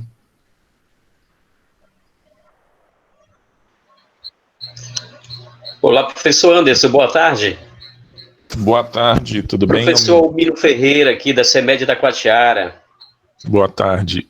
Um complemento que eu gostaria de proporcionar é dizer assim ao professor Dr. Daniel, salutar essa abordagem que ele proporciona a nós, fazendo todo esse contexto histórico, resgatando o sentido desses contextos anteriores, mesmo a minha área, eu sou formado em letras, né? Mas vejo que sempre fiz esse link com a literatura e a história em si. Não tem como proporcionar ao alunado, seja na área de língua portuguesa ou em outra disciplina, uma educação que transforme. Duas coisas me chamaram a atenção, professor Dr. Daniel. Principalmente no que você diz respeito à informação que permeia a nossa realidade.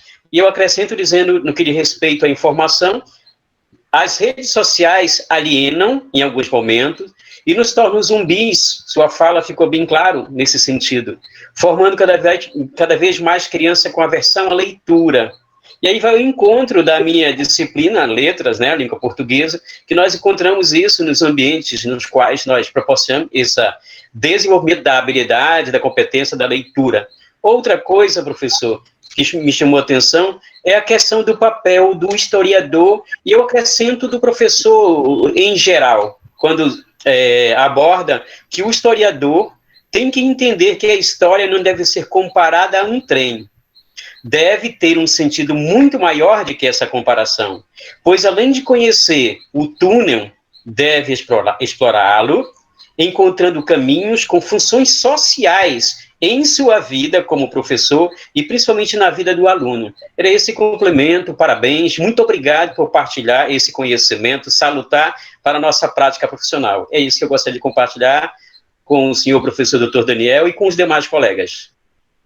Obrigado, professor Almino. Muito oportuna a sua fala. Agradecido, é isso mesmo. É lamentável, só uma rápida reação aqui, professor Anderson, não sei se tem mais alguém para falar, deve haver, mas há pouco saiu no Netflix um documentário sobre as redes sociais. Aparentemente, o que eu li, ainda não assisti esse documentário, vi só o comecinho e parei, mas eu li sobre, de alguns profissionais do campo lá do Vale do Silício, que saíram das empresas, essas empresas globais, né? Inclusive da Google, que está aqui fornecendo a ferramenta para a gente dialogar. Quer dizer, a ferramenta, ela como o professor Almino falou, né? Quer dizer, quem dá a utilidade à ferramenta somos nós, né? Ou a inutilidade. Mas eles abrem um verbo no documentário mostrando que tudo é preparado para a alienação, professor Almino. É preparado, eles conduzem, a fortuna deles é feita com base nesse fator, a alienação. E as crianças e adolescentes são mais suscetíveis a isso, né?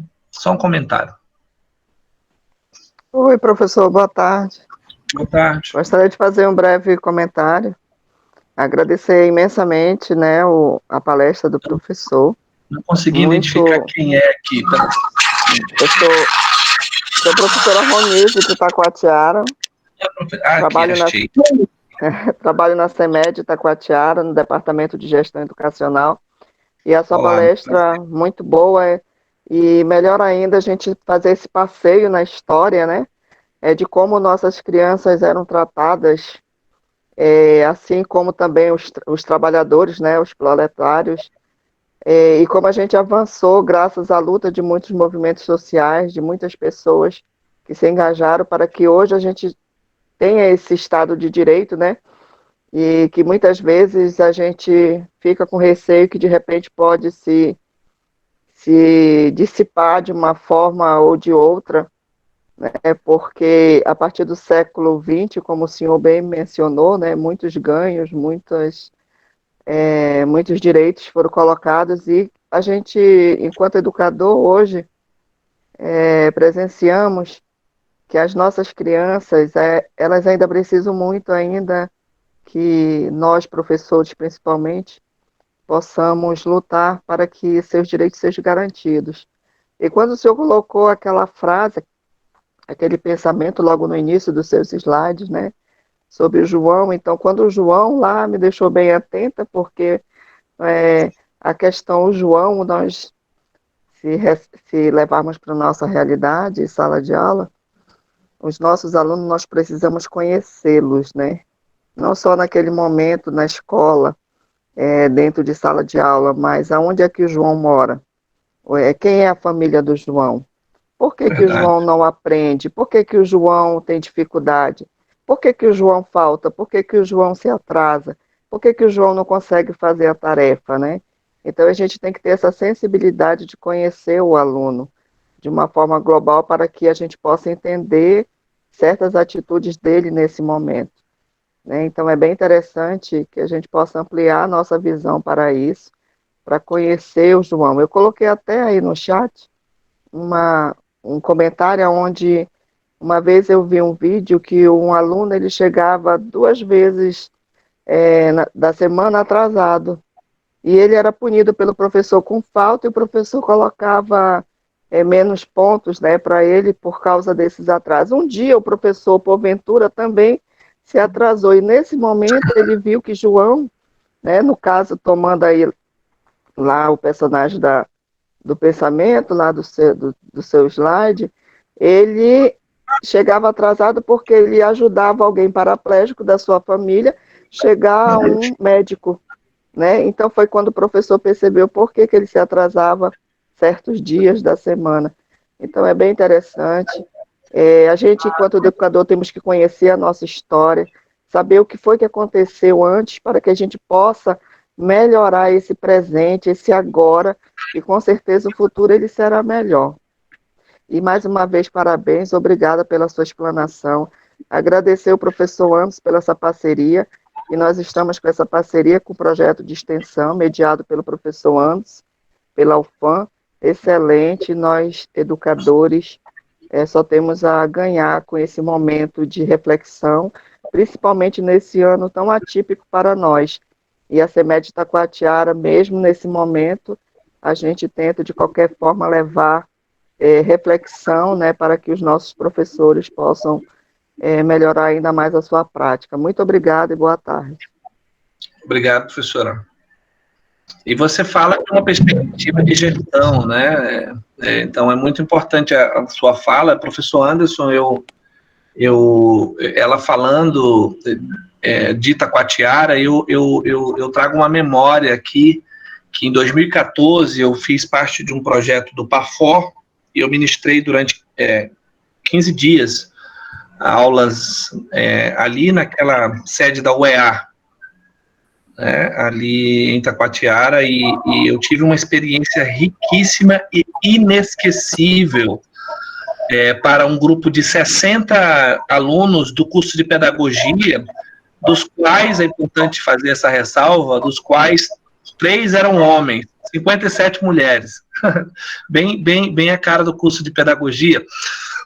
E a gente fez um trabalho, professora Roniz, de sair da sala um dia e irmos em 5 pontos, 6 pontos históricos da cidade de Itacoatiara, que eu não conhecia até então, tinha sido a minha primeira vez em Itacoatiara, e eu me recordo bem das experiências vividas com esse trabalho, porque nós visitamos os locais. Eu me lembro do Varadouro, ali, o antigo Varadouro, né? Que era agora alguma coisa como Serpa, eu não lembro bem, a igreja histórica. Cultural Velha Serpa agora. Isso, exatamente. Então, assim, cada equipe teve a oportunidade de colher dados, informações, documentos, inclusive, que nós não esperávamos acessar num trabalho muito rápido do PAFOR. Fomos na igreja, ali a igreja central também, a igreja católica bem no centro da praça. Então foi uma experiência riquíssima que, enquanto caminhávamos, quer dizer, nós fizemos tudo isso aí a pé. Imagina 60 pessoas na rua caminhando, né? A gente foi caminhando mesmo nos locais, de um para o outro. Um barracão antigo, também me lembro, lá embaixo.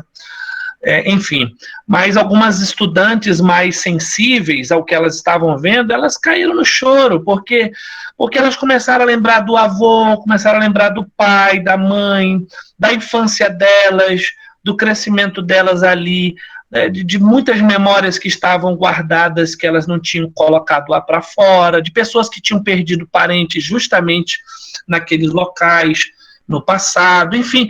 Então, a história, ela também atinge a emoção das pessoas, elas se viram, então foi uma coisa inesquecível. Até hoje eu tenho umas fotos, porque quando fomos para a sala de aula, gente, eu no hotel, lendo o relato de cada um deles, né? Quer dizer, eu guardo até hoje esses papéis, porque a história está ali. Se daqui 20 anos eu me encontrar com alguns daqueles pedagogos, esse é o documento-chave da historicidade da vida deles, deles como portadores de sua própria história. Daria até um livro, hein, professor? Você que é bom com esse negócio de extensão aí. Enfim. Ô, professor. Oi. Eu sou a Letícia, eu me sinto assim muito entusiasmada quando o senhor fala dessa turma de pedagogia, fiz parte, tá, de fazer parte dessas 60 pessoas, como o senhor falou, um imenso prazer que eu estou revendo, tá, lá do PAFO, né? Então, assim, esse contexto aí de criança, o senhor amou, professor. Assim, lembra do nosso... Agora eu emocionei, né? Poxa, que lembrança boa, né? O senhor esteve nesse marco histórico de Itacoatiara, foi muita emoção mesmo. Mas voltando assim, professor, para o nosso contexto, história, as crianças sempre existiram, né? Elas sempre existiram, elas estavam lá, mas não tinham voz, né? Mas aos poucos, né, com muito tempo, né, elas já começaram a ter vozes, né? E isso, a CEMED de Itacoatiara, ela trabalha muito isso. O estar, né, do professor e também do aluno, saber ouvir os alunos. Creio que a nossa coordenadora também de educação infantil, ela está aqui e ela está visualizando também, ela pode contribuir. Então, nós temos lindos trabalhos que a gente faz ouvir essas crianças, elas terem vozes, é isso que é muito importante. Ok, professor? Foi um prazer, tá? Revê-lo. Meu Deus, você me deu, foi um susto aqui que meu coração acelerou. Quando o senhor falou, eu digo, meu Deus, é o professor Daniel. É ele, assim, né? Você pensou. Ficou um pouco, né? Ficou um pouco, mas tá lindo, tá? Prazer, professor. Obrigado, que bom. Boa tarde, professor, doutor Daniel. Oi. Olá. Eu não sei, peraí, eu estou tentando colocar aqui o vídeo, aqui as coisas corretamente, eu não sei se estão.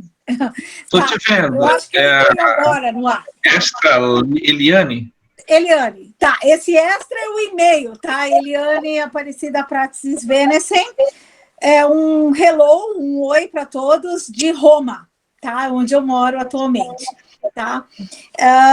Eu gostaria de primeiro parabenizar por toda a exposição, tá? O professor Dr. Daniel Lima, também o professor Dr. Anderson Lincoln e todos os outros professores que estão aqui. Vou comentar minha formação acadêmica. Eu sou professora de letras, tá? Já lecionei na rede pública português e inglês. E também sou formada em Direito e atualmente eu estudo aqui em Roma, na Sapienza, e faço medicina. Então mudei totalmente de área. Estou com a Montessori, a Maria Montessori, que fez medicina e também foi pedagoga e tudo mais. E por sinal, eu gosto de dizer que eu sou montessoriana. Tem até uma razão a mais para ser que é a mesma universidade. Bom, primeiro de tudo, eu achei lindíssimo a sua exposição quanto ao slide, né, aqui para ensinar história a João, é preciso entender de ensinar, de história e de João. Eu acho isso perfeito para um professor, que ele possa entender a realidade dos alunos, que ele possa saber quem são os alunos dele, para poder passar toda a história, não só a história, qualquer matéria, né? Estamos dizendo aqui na questão, para que ele tenha um entendimento do mundo, tanto do que ele vive, como o mundo que é o mundo que a gente traz dos livros para eles, tá? Então, eu achei muito lindo, muito perfeita essa colocação. Eu gostaria de parabenizar, assim como eu já conversei no contexto aqui do curso sobre internet, tecnologia, eu tenho feito outras palestras também, o professor Dr. Anderson deve ter me visto comentar com outros professores a questão da tecnologia com os alunos e tudo mais, com as devidas reservas para os alunos de primeira infância, né? Até por uma questão que está sendo estudado ainda, a influência, o impacto no cérebro dessas crianças, tá? Bom, eu achei assim bem interessante essa questão de falar contra as fake news, porque isso é uma questão muito importante atualmente, porque os professores têm um papel fundamental de poder ensinar os alunos aonde eles devem pesquisar para evitar as fake news, sejam de qualquer lado. Eu falo, por exemplo, essa questão agora que nasceu do antivacina e tudo mais, isso é uma questão humanitária, inclusive, né? Então, isso é muito importante que o professor ele possa ajudar os alunos a se conectar em informações sólidas, de conhecimento, de todas as áreas do conhecimento humano, seja da área de humanas, seja da área de biológicas ou áreas de exatas. Isso é importantíssimo. Aqui eu sei que eu tenho pedagogos, provavelmente o pessoal mais de ensino infantil, eu acredito, não muito de ensino médio, né, o ensino dessa área, mas é importantíssimo isso, porque não se pode excluir a ciência, tá? A dita ciência dura, física, química, biologia, do conhecimento humano. E isso está acontecendo muito no Brasil, infelizmente. Está acontecendo no mundo no geral. Ultimamente, né, está tendo essa reflexão agora também na Europa. Parece que foi um bate-volta, né? E o pessoal está agora com raiva de vacina, está com raiva da parte da ciência. Bom, isso é muito importante ser dito. Eu achei interessante que o senhor falou sobre o positivismo. Eu até pensei que o senhor fosse monarquista, porque muitos monarquistas é que são sempre contra o positivismo, porque ele foi uma doutrina que preservava muito a ciência chamada dura, que é a das matérias exatas. Mas, então, continuando nesse assunto, eu digo que é muito importante os alunos entenderem que as ciências exatas são importantes, que 2 mais 2 são 4. Não tem, pode ser. 2 mais 2 são 4. A importância também da leitura, como o senhor mesmo falou. A gente vê os alunos, hoje em dia, a distância da leitura. É importante implementar as bibliotecas públicas, acesso a PDFs, a leitura online também, embora a tecnologia ela seja difícil, às vezes, de ser trabalhada, principalmente para as crianças pequenas, né? Mas é importante a leitura, o incentivo à leitura. Se nós queremos uma sociedade melhor para o futuro, a leitura tem que ser primordial. Sem leitura e matemática, nenhuma criança se desenvolve. Isso é fundamental. Se o Brasil quer se tornar uma potência no ensino, se desenvolver as crianças, começa daí. E a história é importantíssima também. Eu sempre amei história, gostaria de lhe dizer. Eu tirava até A em história também no colégio. Eu não decorava, eu aprendia. Eu sempre amei história, eu gosto de estudar genealogia, história, passado, presente, porque eu era uma pessoa que eu queria perguntar de onde eu vim, para quem sou eu e para onde eu vou. O professor, ele precisa de um salário digno, ele precisa ele estar em paz para ele poder trabalhar melhor. E tudo isso é muito importante. E falta isso no Brasil, que o MEC tem uma dotação orçamentária alta, mas falta esse dinheiro chegar aos professores, para que eles tenham uma formação melhor, que eles tenham acesso a uma internet devidamente com uma potência alta, para que eles possam estudar. Eu falo isso principalmente dos professores que estejam numa situação de moradia em locais difíceis de acesso, eles deveriam ter acesso de internet por satélite, e, por exemplo, né, para que eles possam dar o melhor deles para os alunos, que se não existe esse trabalho, fica difícil, né? Então, a primeira coisa é isso também, né? Aí, continuando, eu cito que eu gosto muito da Maria Montessori, né, o método montessoriano. Eu sei que o senhor falou do Paulo Freire, mas eu, sinceramente, eu sou mais da Montessori. Então, eu acho interessante as pessoas analisarem vários estilos e métodos de ensino diferentes também, né? E eu gosto muito do método dela. Ela também, de certa maneira, ela até tem uma similaridade com Paulo Freire, mas de uma maneira diferente, né? E ainda existem escolas que seguem o método dela em vários lugares do mundo. Eu acho interessante, talvez ela não tenha sido muito propagada no Brasil, porque a gente sempre tem aquela questão política, sempre a educação ela está linkada com o partido. O senhor sabe melhor do que eu, que é professor de história, né? Sempre tem aquela questão do partido que está no poder e o que ele vai escolher no MEC, né? Então, tem muito isso também ligado. Mas eu acho interessante, né? Desculpa te cortar. Mas é porque a política, a educação não é pensada no Brasil como um bem comum, mas sim como algo ideológico partidário. Exato. É aquela mesma situação da criança. As leis que passaram a existir para a criança no início do século, elas podem até ter perpassado por esferas políticas partidárias, mas essa pauta não pertence à ideologia, pertence à humanidade. Sim, é do ser humano. Se nós pensássemos, haveria uma revolução, uma reforma da educação no Brasil se todo mundo se unisse para isso. Mas as pessoas preferem lutar, gastar mais energia para a sua ideologia, em detrimento do bem comum. Exato, concordo plenamente, professor Dr. Daniel. E é interessante que a gente não vê essa expressão na sociedade numa busca de métodos de ensino, dar voz aos professores para que eles possam se expressar, discutir o assunto, até mesmo publicamente. A gente não vê isso, né? Falta muito isso.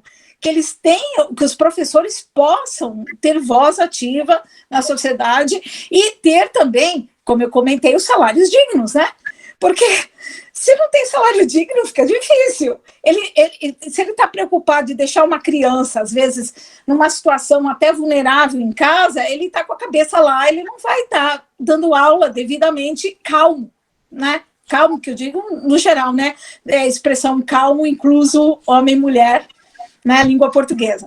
Então, a gente tem que pensar toda essa problemática, e isso deveria ser levantado por vozes acadêmicas para que seja levado ao MEC, né? Porque é importantíssimo isso, como o senhor mesmo colocou, porque o professor é ele o intermediário do ensino, que ele vai colocar o João para manifestar a realidade dele e linkar, conectar com a realidade do ensino, da história, da geografia, da matemática, da língua, né? Então, se o professor ele está numa situação complicada, fica difícil para ele ter paz de espírito para fazer tudo isso.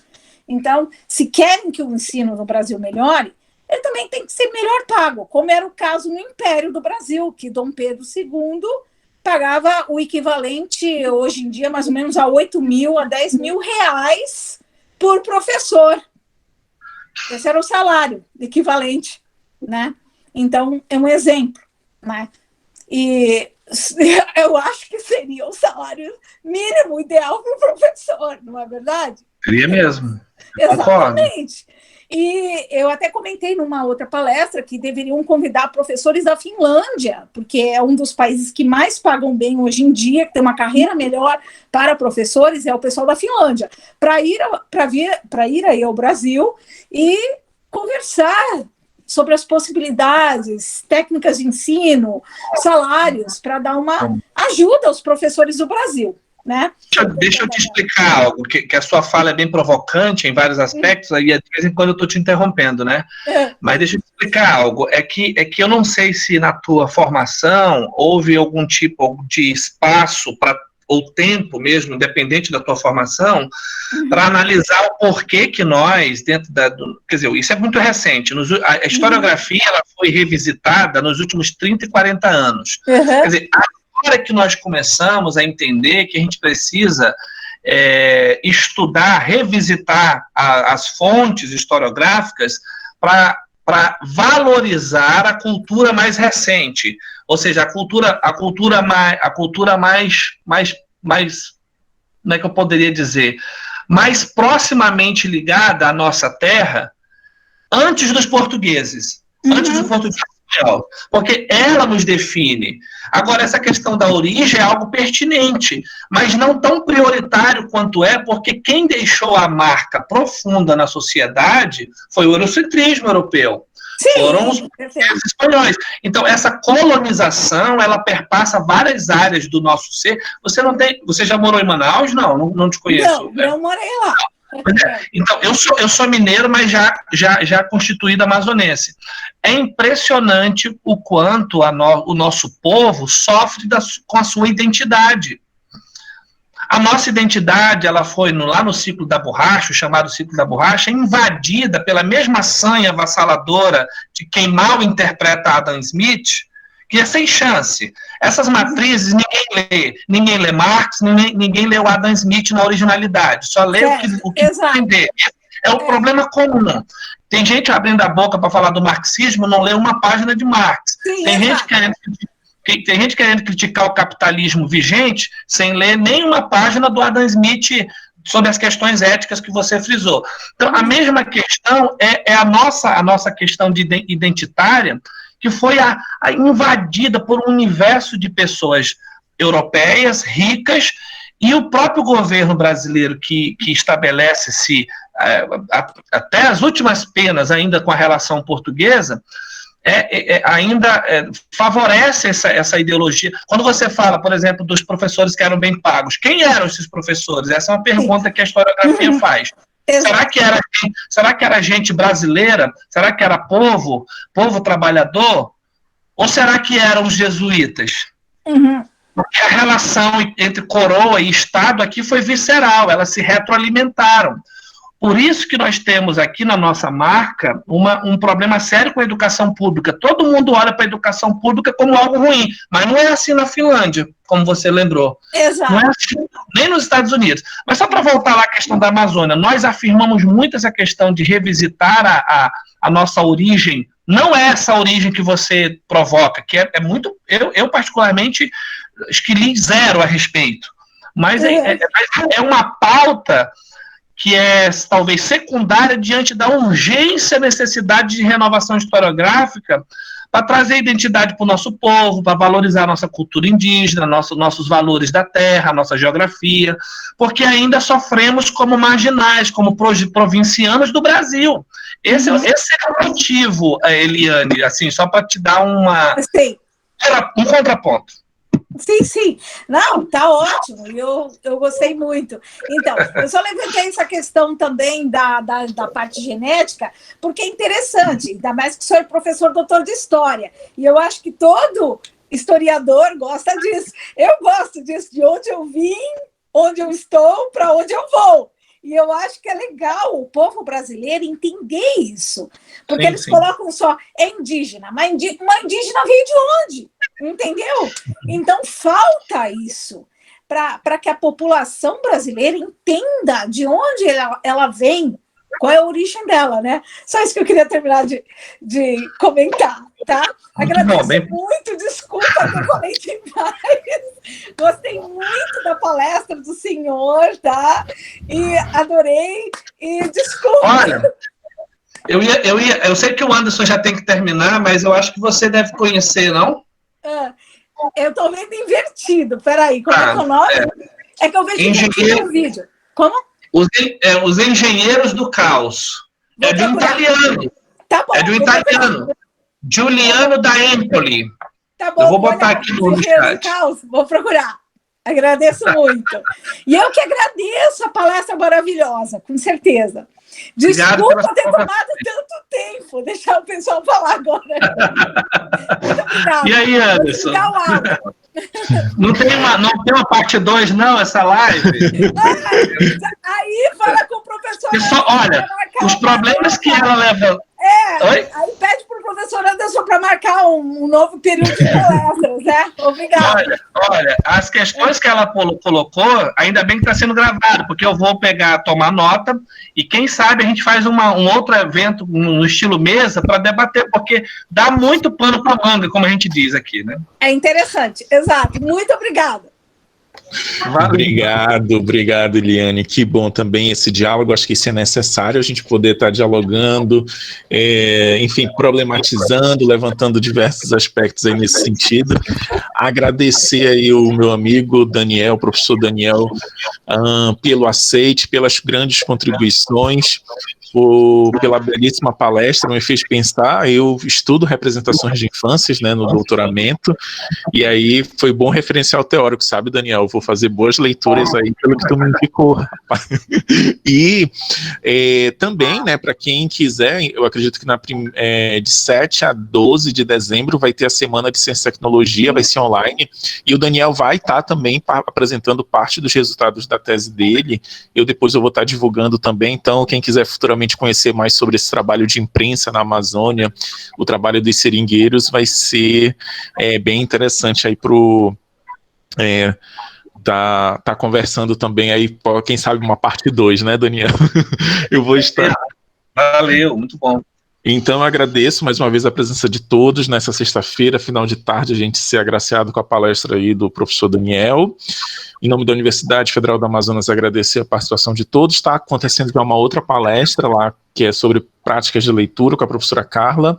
Quem quiser também assistir e participar, né, daqui a pouco eu estou liberando o acesso quando eu terminar aqui, tá bom? Devolvo a palavra para o professor Daniel também para fazer suas considerações finais. Agradeço, foi muito pertinente. É impressionante como a hora passou. Eu achava que 2 horas era muito, lembra disso? Uhum. Mas assim, é bem provocante. Eu acho que eu queimei muito cartucho também para o que a gente tinha que falar. Mas é a empolgação, eu sou muito empolgado com o trabalho. E olha, a memória agora eu esqueci, cadê ela? Ai, meu Deus, agora esqueci do nomezinho aqui, que está bem grande aqui, da nossa querida lá de Itacoatiara, que isso foi marcante para mim. Isso é por isso que eu vou querer esse vídeo, viu? Depois você me manda. Sim, sim. Cadê ela? Já saiu. Então tá, olha, muito obrigado, tá? Obrigado, professora Eliane, pelas provocações, pelas as sugestões, os apontamentos pertinentes, ao outro professor também, que agora me fugiu aqui o quadrinho dele, de letras também, Itacoatiara, aos nossos alunos da Faculdade Boas Novas, estudantes aí, professores, conselheiros.